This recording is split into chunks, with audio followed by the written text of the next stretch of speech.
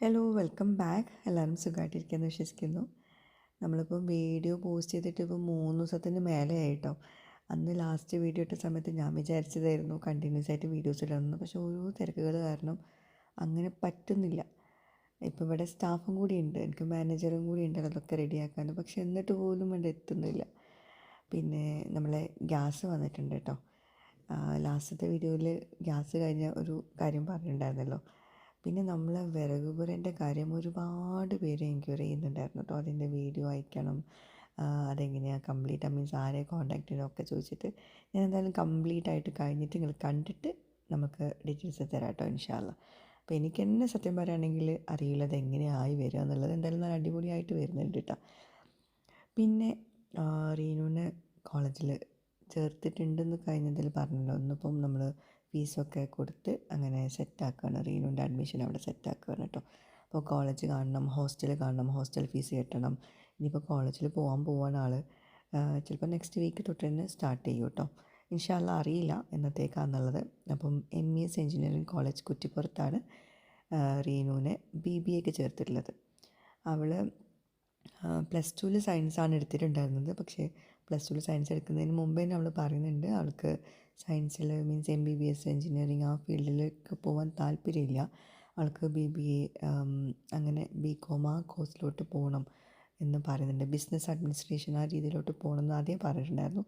നമ്മൾ പിന്നെ നിർബന്ധിച്ചിട്ട് സയൻസ് എടുപ്പിച്ചു. വീണ്ടും അവൾ അവിടേക്ക് തന്നെ എത്തി. പിന്നെ അവളുടെ ഇഷ്ടം പോലെയാണല്ലോ നമ്മൾ ചെയ്യേണ്ടത്. വെറുതെ നമ്മൾ നമ്മൾക്കിഷ്ടത്തിന് ചേർക്കുന്നത് കാര്യമില്ല. അങ്ങനെ ഇക്ക ഈ ഒരു കോളേജിലാണ് എഞ്ചിനീയറിംഗ് കംപ്ലീറ്റ് ചെയ്തിട്ടുണ്ടായിരുന്നത്, MES എഞ്ചിനീയറിംഗ് കോളേജ് കുറ്റിപ്പുറത്ത്. അപ്പോൾ അവിടെ തന്നെയാണ് റീനു അവളുടെ ഡിഗ്രി ചെയ്യുന്നത്.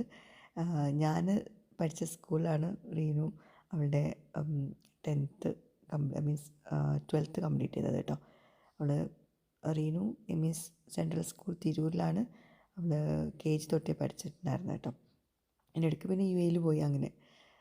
അങ്ങനെ പിന്നെ ഇവിടെ വന്നപ്പോൾ ഒരുപാട് ആൾക്കാരെ നമ്മൾ കണ്ടിരുന്നു കേട്ടോ. ഞാൻ പിന്നെ അതൊന്നും വീഡിയോ കൊടുത്തില്ല, കാരണം ഓരോരുത്തർക്കും ഓരോ പ്രൈവസി ഉണ്ടാവുമല്ലോ. അങ്ങനെ പിന്നെ അങ്ങനെ കുറേ നേരം ഇവിടെ നിന്ന് കേട്ടോ. കുറേ കാര്യങ്ങളൊക്കെ കാണാൻ പറ്റി. പിന്നെ അവൾക്ക് കുറേ കാര്യങ്ങളൊക്കെ ചെയ്യാനുണ്ടായിരുന്നു അവിടെ കേട്ടോ. പിന്നെ ഇവിടെ പഠിച്ചെന്ന് പറഞ്ഞില്ലേ. അപ്പം പഠിച്ച സമയത്ത് ഇവിടുത്തെ പ്രിൻസിപ്പൽ അന്നത്തെ ഇവിടുത്തെ സീനിയർ പ്രൊഫസറും പിന്നെ HOD ഒക്കെ ആയിരുന്നു കേട്ടോ, റഹ്മത്തുനിസ്സ മാം. അപ്പം ഈ മാമിനെ കാണാൻ വേണ്ടിയിട്ട് പോയിട്ടുണ്ടായിരുന്നു. അപ്പോൾ അന്ന് മാം ലീവായിരുന്നു കേട്ടോ. ഇപ്പോൾ ഇവിടുത്തെ പ്രിൻസിപ്പലാണ്. അന്ന് പഠിക്കുന്ന സമയത്ത് അവിടുത്തെ സീനിയർ പ്രൊഫസറും HOD ഒക്കെ ആയിരുന്നു കേട്ടോ. അപ്പോൾ ഇക്കക്ക് ഭയങ്കര ഹാപ്പിയാണ് മോളിവിടെ ചേർത്തതിൽ. വേറെ ഒരു ഓപ്ഷനും നോക്കിയില്ല, ഇവിടെ തന്നെ മതിയെന്ന് പറഞ്ഞു. നമ്മൾ പിന്നെ വേറെ ഓപ്ഷൻസിന് പോയിട്ടുമില്ല കേട്ടോ. കാരണം തൊട്ടടുത്ത് തന്നെ ആകുമ്പോൾ ഹോസ്റ്റലിലാണ് നിർത്തുന്നത്. ഇനി നമ്മൾ ഹോസ്റ്റലിലോട്ട് പോവാം കേട്ടോ. ഹോസ്റ്റലൊന്ന് കാണാൻ വേണ്ടിയിട്ട് ഹോസ്റ്റലും റെഡിയാക്കിയിട്ടുണ്ട്. ഇനി വേറെ ദിവസം വന്നിട്ട് പെട്ടിയും തലേണമൊക്കെ എടുത്തിട്ട് വരണം, സാധനങ്ങളൊക്കെ വാങ്ങിച്ചിട്ട്. ഇപ്പോൾ നമ്മൾ ഫീസൊക്കെ കെട്ടി അങ്ങനെ റെഡിയാക്കി വെച്ചിട്ടുണ്ട് കേട്ടോ. അപ്പോൾ ഹോസ്റ്റൽ ഇവിടെ ക്യാമ്പസിൻ്റെ അകത്ത് തന്നെയാണ്. അപ്പോൾ അങ്ങനെ ഓരോ കാര്യങ്ങളൊക്കെ പറഞ്ഞു തരികയാണ്. ഇക്കാൻ്റെ എന്തോ ഒരു സംഭവമാണ് ഇവിടെ എന്ന് പറഞ്ഞു. മെക്കാനിക്കൽ എഞ്ചിനീയറിങ്ങിൻ്റെ വർക്ക്ഷോപ്പായിരുന്നു അത്രേ ഈ ഒരു ഭാഗം. അന്നവിടെ മരങ്ങളൊന്നും ഉണ്ടായിരുന്നില്ല, ഇന്നിപ്പോൾ മരങ്ങളൊക്കെ വന്നു എന്നൊക്കെ പറഞ്ഞിട്ട്. അപ്പോൾ ഇതാണ് ലേഡീസ് ഹോസ്റ്റൽ കേട്ടോ. അതിൻ്റെ പേര് കണ്ടോ, നമ്മളിപ്പോഴാണ് ശ്രദ്ധിക്കുന്നത്. ഞാൻ വീഡിയോ എഡിറ്റ് ചെയ്യുമ്പോഴാണ് അതിൻ്റെ പേര് ശ്രദ്ധിക്കുന്നത്. കുഞ്ഞി ബിവാത്തു MES ലേഡീസ് ഹോസ്റ്റൽ. ഓക്കെ.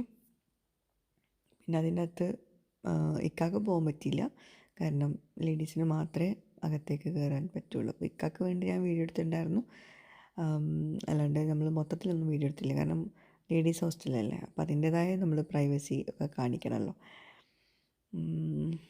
അങ്ങനെ പിന്നെ ഞങ്ങൾ മാത്രം അകത്തേക്ക് കയറിയിട്ടുള്ളൂ കേട്ടോ.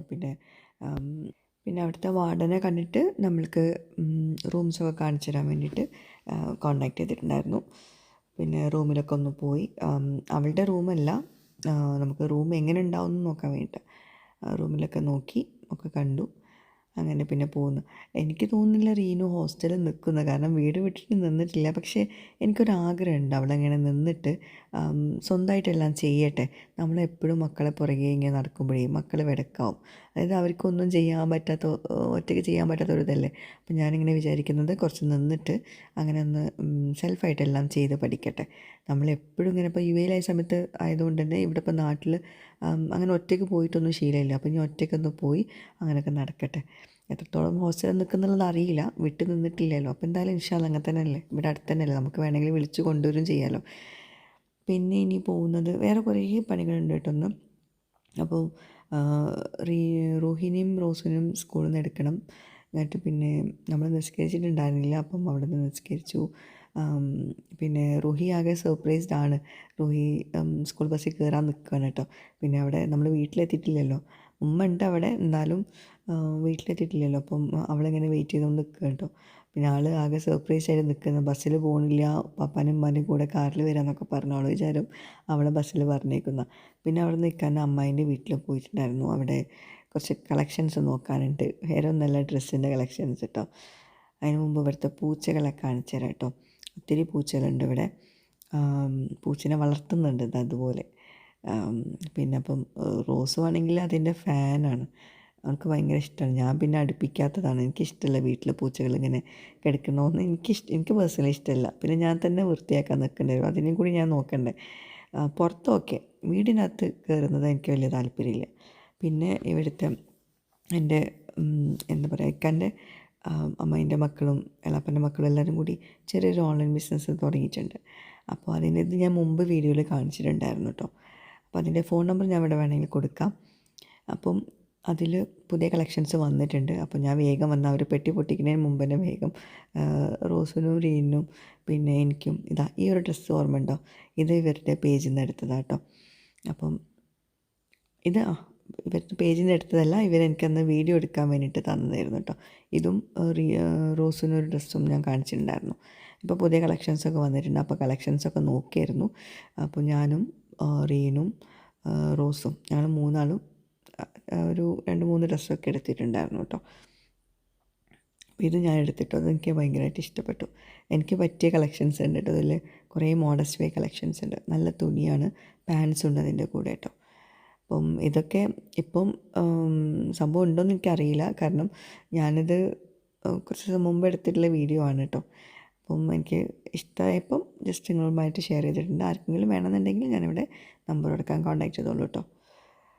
അങ്ങനെ പിന്നെ അവിടെ നിന്ന് ഇറങ്ങി. പിന്നെ നാത്തൂൻ്റെ മോളുടെ കല്യാണമുണ്ട്, ഇക്കാൻ്റെ സിസ്റ്ററിൻ്റെ മോളുടെ. അപ്പോൾ അതിന് ഡ്രസ്സ് എടുക്കാനുണ്ട്, അടുപ്പിക്കാൻ കൊടുക്കണം. നമ്മുടെ ഹൗസ് വാമിങ്ങിൻ്റെ ഡ്രസ്സ് ഡിസൈൻ ചെയ്തില്ലേ, ഫാബ്രിയ ഡിസൈൻസ്, തിരൂരിൽ PSM റെസിഡൻസില്ലേ, അതിൻ്റെ തൊട്ടടുത്താണ് ഇത് വരുന്നത്. അപ്പം അവിടെ നിന്ന് തന്നെ ഞാനിത് ഡ്രസ്സ് ഡിസൈൻ ചെയ്യുന്നത് കേട്ടോ.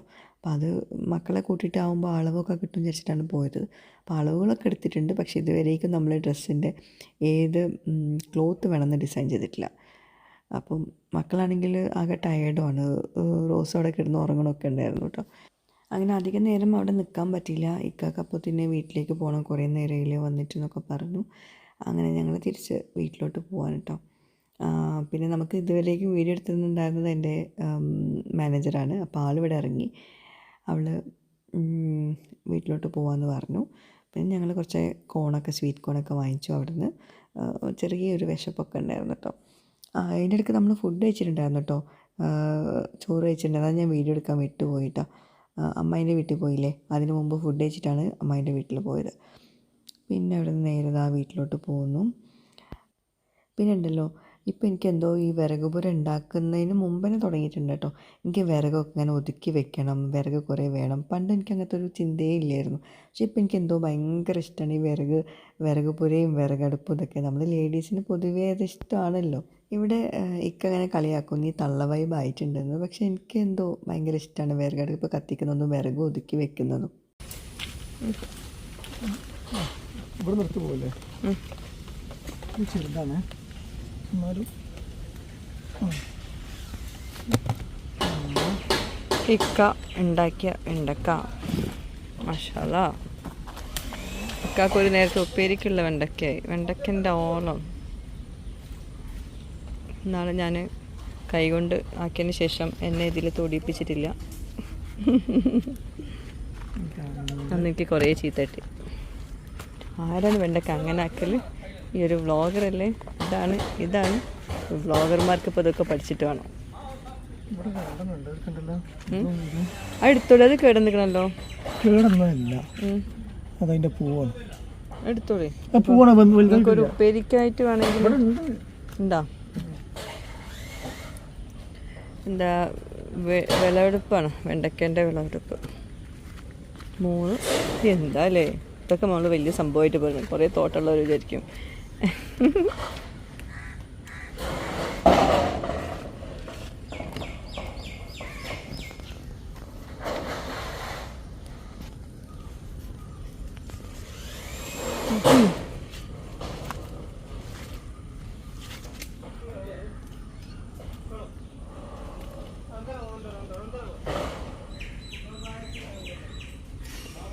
അതെ, ഓ ആ വെണ്ടക്കൻ്റെ കനം കൊണ്ടാണ് അത് വീണത്. നിങ്ങളെ കുട്ടീനെ പോലും കുട്ടീനെ വിളിച്ചിട്ടുണ്ടാവില്ല.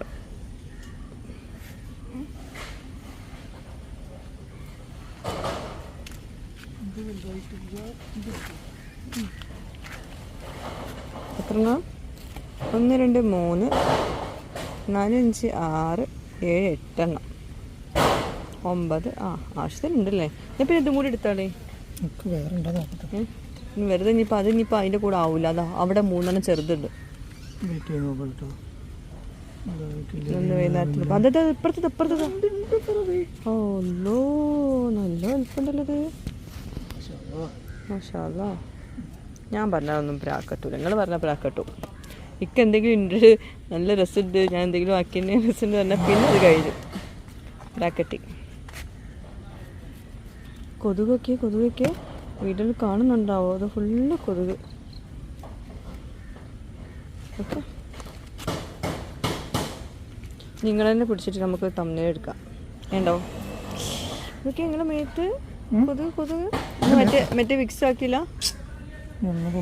ഒരു സ്പെഷ്യൽ അത്തറുണ്ട്, ആ അത്തർ തേച്ചാൽ കൊതുക് വരില്ല എന്നാണ് ഇക്ക പറയണത്. ഇതൊക്കെ എന്താ ഇങ്ങനെ കൊഴിഞ്ഞു പോകുന്നത്, തളർന്നു വീണത്? ഒന്ന് പിടിക്കോ? ഉണ്ടാ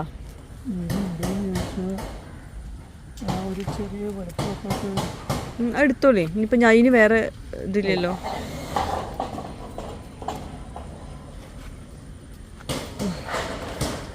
ഇവിടെ ഒന്നുമില്ലെന്നോ?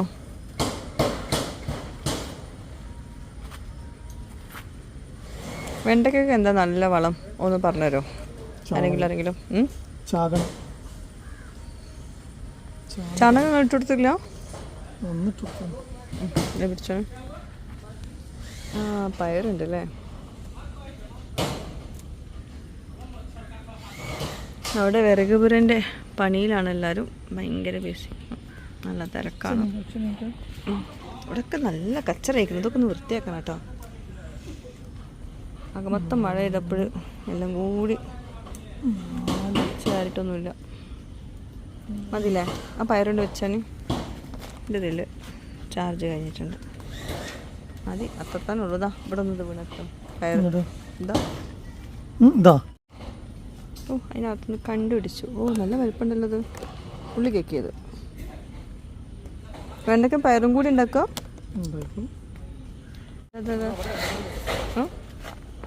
എന്താ വെണ്ടയ്ക്ക എടുത്താ?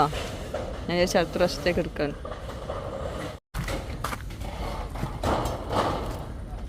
ഇതൊന്നുകൂടി അതിൻ്റെ കൂടെ. ഓക്കെ, അപ്പോൾ ഇന്നത്തെ ഉപ്പേരിക്കുള്ളതായി.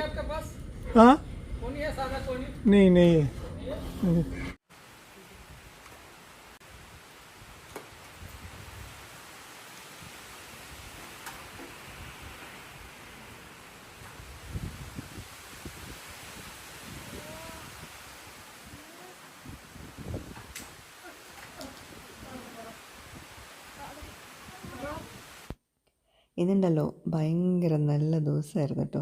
ഒന്നും നിലത്തിരുന്നിട്ടില്ല. ഫുള്ള് കൈവേദന കാൽവേദന ഒക്കെ ആയ ഒരു ദിവസമാണ്. കാരണം അത്യാവശ്യം പണിയുണ്ടായിരുന്നു.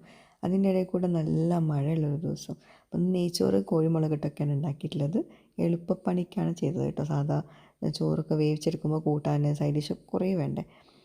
അപ്പോൾ വിറക് പുരയുടെ പണികൾ ഇങ്ങനെ പുരോഗമിച്ചുകൊണ്ടിരിക്കുകയാണ്. ഇന്ന് നമ്മൾ തേങ്ങാപ്പാൽ വെന്ത വെളിച്ചെണ്ണ, അതായത് എല്ലാവരുടെയും വിചാരം ഈ വിർജിൻ കോക്കനട്ട് ഓയിലിന് വെറുതെയാണ് നമ്മൾ വില കൂട്ടുന്നതെന്നാണ്. പക്ഷേ ഇതുണ്ടല്ലോ, രാവിലെ 7 മണിക്ക് തുടങ്ങിയിട്ട് വൈകുന്നേരം ഒരു 8-9 മണി വരെ ഇതിൻ്റെ പുറകെ തന്നെയായിരുന്നു. അങ്ങനെ മക്കൾ സ്കൂളിൽ വിട്ട് വന്നിട്ടുണ്ട് കേട്ടോ. പലരും വിചാരിക്കുന്നുണ്ടല്ലോ ഈ വിർജിൻ കോക്കനട്ട് ഓയിൽ നമ്മൾ 100 ml കൊടുക്കുന്നത് 600 രൂപയ്ക്കാണ് കേട്ടോ. കാരണം എന്താണെന്നറിയോ, ഇവിടെ 2 പേരാണ് നമ്മൾ സഹായത്തിന് വിളിക്കുന്നത്. അവർക്കൊരു എമൗണ്ട് നമ്മൾ കൊടുക്കണം. തേങ്ങ നല്ല വിളവുള്ള തേങ്ങ തന്നെ എടുക്കണം, അതിന് നമ്മളൊരു എമൗണ്ട് കൊടുക്കണം. പിന്നെ ഇത് വിറകടുപ്പിൽ ഇങ്ങനെ കത്തിച്ചുകൊണ്ട് നിൽക്കുകയാണെങ്കിലും വിറക് വെറുതെ കിട്ടില്ല, അത് നമ്മൾ ഒരു എമൗണ്ട് കൊടുക്കണം. പിന്നെ ഇതിൻ്റെ ഒരു എഫേർട്ട് ഉണ്ടല്ലോ, രാവിലെ 7 മണി മുതൽ വൈകുന്നേരം ഞാൻ പറഞ്ഞല്ലോ 8-9 മണി വരെ ഇതിങ്ങനെ ഇളക്കിക്കൊണ്ടിരിക്കണം. ആ ഇളക്കിയതൊക്കെ ഞാനാണ്. നമ്മളിനിയിപ്പം നമ്മുടെ യൂണിറ്റിൽ വെച്ച് ചെയ്യാമെന്ന് വിചാരിക്കുന്നുണ്ട്. അത് അപ്പോൾ ആർക്കെങ്കിലും വിർജിൻ കോക്കനട്ട് ഓയിൽ വേണമെന്നുണ്ടെങ്കിൽ നമ്മളിത് ഓർഡറിനനുസരിച്ച് ചെയ്ത് കൊടുക്കുന്നതാണ് കേട്ടോ. എപ്പോഴും നമ്മൾ ചെയ്യുന്നില്ല, ഫ്രഷ് ആയിട്ട് ഉണ്ടാക്കുന്ന കേട്ടോ. അപ്പോൾ അതാ ഇത് ലാസ്റ്റ് സെറ്റായതൊന്നും ഞാൻ എടുത്തിട്ടില്ല. അപ്പോൾ നമ്മൾ വിറക് പുരയുടെ വിശേഷങ്ങൾ ഞാൻ അടുത്ത വീഡിയോയിൽ കാണിക്കാം. അത് വേറൊന്നും കൊണ്ടല്ല, ഇന്ന് കംപ്ലീറ്റ് ആയിട്ടുണ്ടായിരുന്നില്ല, നല്ല മഴ ഉണ്ടായിരുന്നു. അപ്പോൾ അടുത്ത വീഡിയോയിൽ കാണിക്കാം കേട്ടോ. പിന്നെ നമ്മൾ വെന്ത വെളിച്ചെണ്ണ റെഡി ആയിട്ട് കുപ്പിയിലൊക്കെ ആക്കി വെച്ചിട്ടുണ്ട്. പക്ഷേ അതിൻ്റെ വീഡിയോ ഞാൻ ഇൻസ്റ്റഗ്രാമിലോട്ട് എടുത്തത്. അതിനിടയ്ക്ക് ഉപ്പ കുറച്ച് ഐറ്റംസ് കൊണ്ടുവന്നിട്ടുണ്ട്. എന്തൊക്കെയാണെന്നുള്ള കാണിച്ചു തരാം കേട്ടോ. ഉപ്പല്ല, ഉപ്പിമ്മയും കൂടി കൊടുത്തയച്ചതാണ്. ഇടയ്ക്കിടയ്ക്ക് ഇപ്പം ഇക്കാക്ക് ഇങ്ങനെ എന്താ പറയുക, എന്തൊക്കെയോ കഴിക്കാൻ തോന്നും. നമ്മൾ വീട്ടിലത്തെ ഫുഡല്ലാണ്ട് എന്തൊക്കെയോ കഴിക്കാൻ തോന്നും. അപ്പോൾ അതുകൊണ്ട് ഇടയ്ക്കിടയ്ക്ക് ഇങ്ങനെ എന്തെങ്കിലുമൊക്കെ കൊടുത്തയക്കും ഉപ്പ. അപ്പോൾ ഇന്ന് വറുത്തരച്ച ബീഫ് കറിയും പിന്നെ എനിക്ക് സ്പെഷ്യലായിട്ട് കുറച്ച് നല്ല മുളകിട്ട ബീഫ് കറിയും കൊടുത്തിട്ടുണ്ട്. പിന്നെ പത്തിരി കേട്ടോ, പത്തിരി വാങ്ങിച്ചതാണ്. അപ്പോൾ ശരിക്കും പറയുകയാണെങ്കിൽ എനിക്കിതൊരു ആശ്വാസമാണ്. വൈകുന്നേരത്തും ഭക്ഷണം ആയല്ലോ. അപ്പോൾ നല്ല അടിപൊളി ബീഫ് വരട്ടിയത്, അത് ലൂസായിട്ടാണ് ഇനി കുറച്ചുകൂടെ ഒന്ന് അടുപ്പത്ത് വെച്ചിരുന്ന് മുരർപ്പിച്ചെടുക്കാം. പക്ഷേ എനിക്കതിനുള്ള സമയമില്ല. പിന്നെ പത്തിരി പിന്നെ പുറത്തുനിന്ന് വാങ്ങിച്ചെന്ന് പറഞ്ഞല്ലോ. ശരിക്കും പറയുകയാണെങ്കിൽ ഈ വറുത്തരച്ച ബീഫ് കറി ഉണ്ടല്ലോ, വറുത്തരച്ച കറികളൊക്കെ നമ്മൾ തന്നെ ഉണ്ടാക്കിയിട്ട് നമ്മൾ തന്നെ കഴിക്കുമ്പോൾ ഒരു ടേസ്റ്റും മണം ഉണ്ടാവില്ല. പക്ഷേ എവിടുന്നെങ്കിലും ഇതുപോലെ കൊടുത്തയച്ചാലുണ്ടല്ലോ അതിൻ്റെ ഒരു ടേസ്റ്റ് അതൊന്നും പറഞ്ഞറിയിക്കാൻ പറ്റില്ല. ആ ഒരു കാസറോൾ തുറന്നപ്പോൾ തന്നെ എന്തോ ഒരു മണമായിരുന്നു എന്നറിയോ. പിന്നെ നല്ല ചായയൊക്കെ ഉണ്ടാക്കിയാണ് കുടിച്ചു. പിന്നെ ഞാൻ വീഡിയോ എടുക്കണമെന്നൊന്നും ആലോചിച്ചില്ല, വേഗം അങ്ങോട്ട് പ്ലേറ്റിൽ താങ്ങി. അപ്പോൾ ഇതൊക്കെയാണ് ഇന്നത്തെ വ്ളോഗിലെ വിശേഷങ്ങൾ.